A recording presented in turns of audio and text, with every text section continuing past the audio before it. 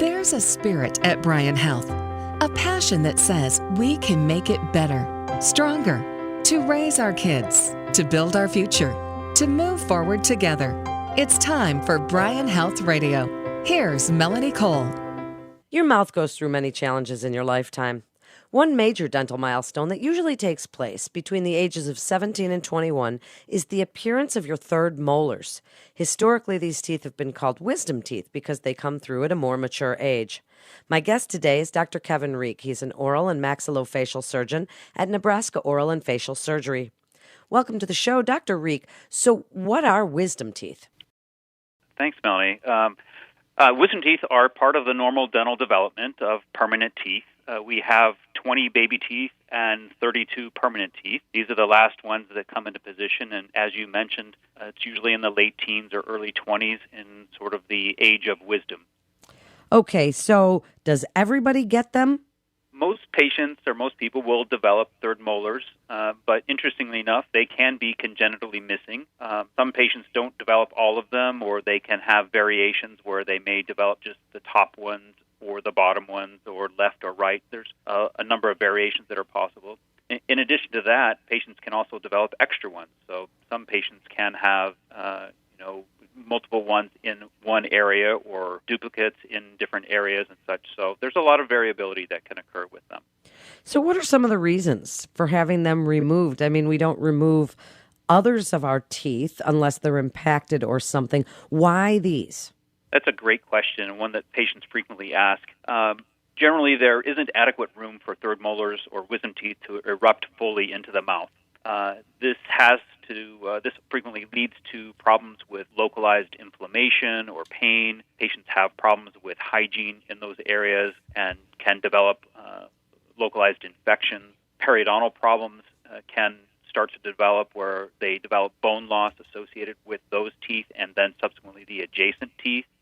Because they're hard to keep clean, frequently dental decay starts to set in and can compromise certainly that tooth as well as adjacent teeth, frequently associated with the root of the adjacent second molar teeth. When the wisdom teeth remain impacted, where you can't see them inside the mouth at all, sort of hidden underneath the tissue and or bone, they can develop different types of cysts or tumors or other types of pathology can be associated with them. And then removal of those scenarios can be much more involved surgical procedures.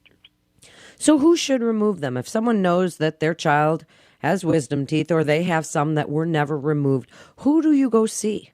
Well, typically, in general, wisdom teeth can be removed by general dentists or other dental professionals. Most, however, should be done via an oral and maxillofacial surgeon. Our training is extensive for 6 years after dental school, where we get surgical training in all aspects of oral and facial surgery and extensive experience and certification with anesthesia as well.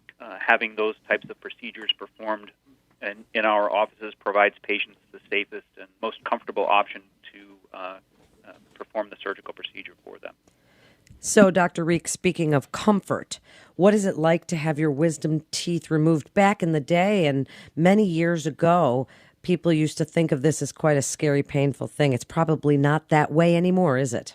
It's not really. Most of our patients still have some trepidation about having the procedure done, but fortunately, with modern advances in anesthetics and surgical instrumentation, it's become much kinder and much easier for patients. One thing that hasn't really changed is anatomy, and so the actual surgical anatomy is all the same. But we're able to provide patients now a very comfortable experience with this during the surgical procedure. So speak about the procedure a little bit. What's involved?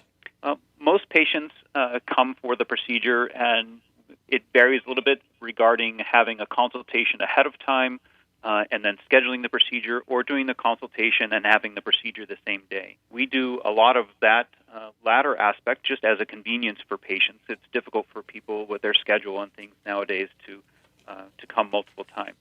Most of the procedures that we do are done under intravenous anesthesia. So patients would come to the office with an escort. They would have been had nothing to eat or to drink for 6 to 8 hours ahead of time, and then we discuss the procedure with them and the associated risks, etc. They come back to one of the surgical procedure rooms, and a number of different monitors are put on. We use the same exact monitors that are utilized in the hospital setting for all of the anesthetic cases there. The patients have some intravenous anesthesia.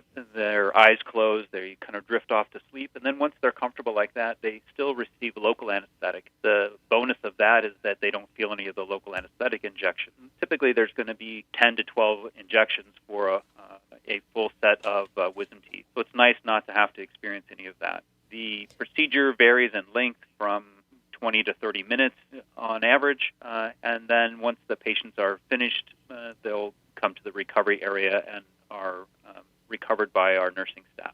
So what's recovery like, and do they have pain for many days? Do they go home with pain medication? What happens after? After the procedure, patients will be numb for several hours.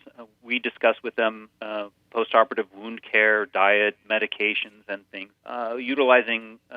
We typically would have patients on some type of an anti-inflammatory medication like ibuprofen, and then may include also a mild narcotic. We typically have them alternate those medicines on a scheduled basis, and that way they are not having peaks and valleys in regards to their pain management. It does a very nice job for pain control with that. Patients can expect to have some focal discomfort for a couple of days, but usually after a couple of days, their pain is very under control and aren't requiring any extensive pain medication. Swelling does occur with this procedure frequently, and that peaks around the second or third day as well, and then kind of tapers down from there. As a result of that, the patient's diet may be affected where they might not be able to open as wide as normal and so can't have a standard diet, although otherwise we don't have significant restrictions on their diet postoperatively. So then now, would you remove them all if they have more than one? You do it all at the same time, or do you do one at a time? Most typically we do them all at the same time. I believe that's the best way to manage this. It doesn't take significantly longer to do them all versus a single one, and then patients have just one time of having a recovery period, one time of taking medications, etc. So wrap it up for us, Dr. Rieck, with your best advice about wisdom teeth and keeping our teeth healthy and our mouths healthy, and what you want people to know about wisdom teeth and their removal. Well, yes, exactly. I think it's important that everyone have them evaluated. Clearly not every individual needs to have them all removed. There are some individuals where the wisdom teeth erupt and can become functional teeth just like your other teeth. But frequently there isn't quite enough room, and they can and do cause problems.